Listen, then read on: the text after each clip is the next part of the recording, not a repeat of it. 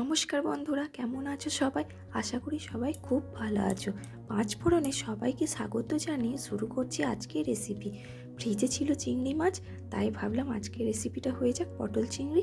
তার জন্য প্রথমেই একটা কড়াইয়ে নিয়ে নিয়েছি পরিমাণ মতো সর্ষের তেল, দিয়ে দিয়েছি হলুদ গুঁড়ো। এবার খুব ভালো করে এটা নাড়াচাড়া করে এর মধ্যে অ্যাড করব কেটে রাখা পটল। এখানে আমি পটলগুলোকে হালকা বাদামি করে ভেজে নেব।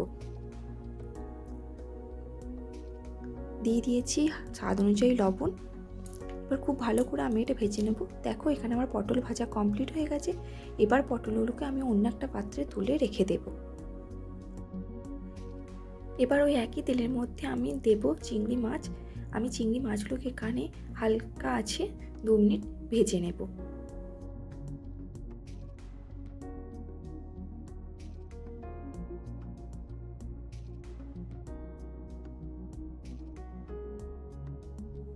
দেখো চিংড়ি মাছগুলো এখানে আমার ভাজা কমপ্লিট হয়ে গেছে। এবার এগুলোকে আমি তুলে অন্য পাত্রে রেখে দেব।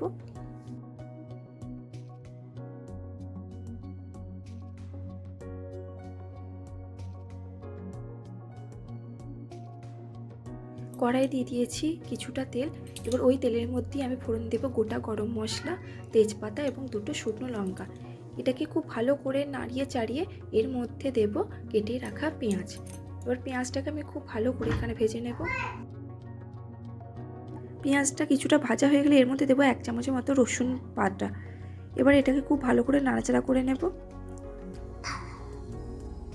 এরপর দেবো একটা মিডিয়াম সাইজে কুচানো টমেটো। এটাকেও খুব ভালো করে আমি ভেজে নেব। টমেটোটা একটু সেদ্ধ হয়ে এলে এর মধ্যে দেবো 1 চামচের মতো আদা বাটা। এটাকেও খুব ভালো করে আমি নাড়াচাড়া করে নেব।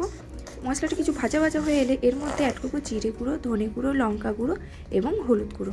আবারও পুরো মশলাটাকে ভালো করে কষিয়ে নেব।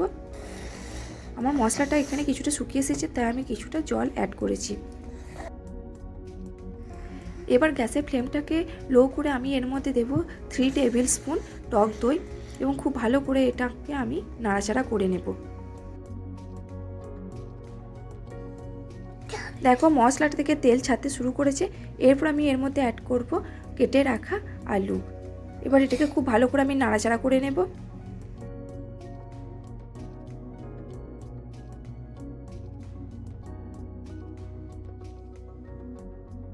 এবার এর মধ্যে দেবো আমি স্বাদ অনুযায়ী লবণ এবং আবারও খুব ভালো করে নাড়াচাড়া করে নিয়ে আমি পরিমাণ মতো জল দিয়ে এটাকে 10 মিনিটের মতো রান্না করে নেব।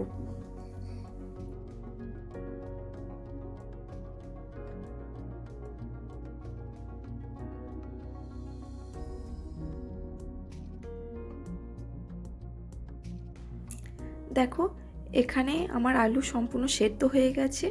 এবার একটু নাড়াচাড়া করে নিয়ে এর মধ্যে দেবো আগে থেকে ভেজে রাখা পটল এবং চিংড়ি মাছ।